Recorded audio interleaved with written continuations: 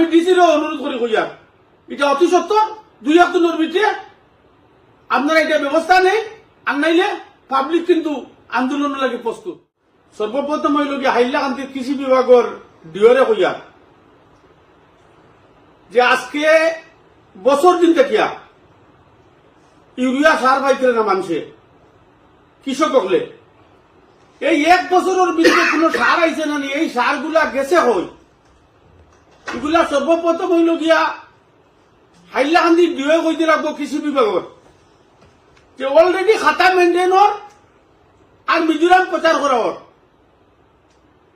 এটার মূল হইল কি ডিও। আর আমি হাইলাকান্দির ডিসি মহোদয় ওটা কইতাম চাইয়া যে আপনি অতি সত্তর 2-3 দিনের ভিতরে যে কৃষি বিভাগের যে ডিও আছে এই ডিওর পিছনে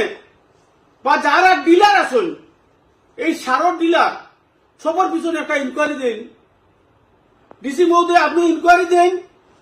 যে এই কৃষকগুলোর সার কই বিক্রি হয়েছে, সব মিজোরাম প্রচারর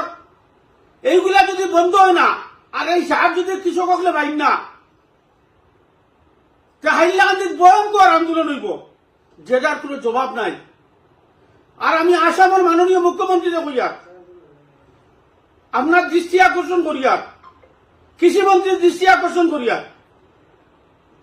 যে হাইলাকান্দির যতগুলা সার কৃষকগুলোর আয় সব মিজোরাম প্রচার করা হয়, এর লাগে এগুলা বড়ভাবে একটা ইনকোয়ারি দিবার লাগিয়া, কারণ কৃষকগুলো এখন মাথা দাঁত দিয়ে আর সব যত খেত আছে সব খেত নষ্ট হয়ে যার গিয়া তুরন্ত এটা ইনকোয়ারি দিবার লাগিয়া আমি অনুরোধ করিয়া এটা ইনকোয়ারি করিয়া যারা দোষী হইবা এরা সব ডিলার সাসপেন্ড করা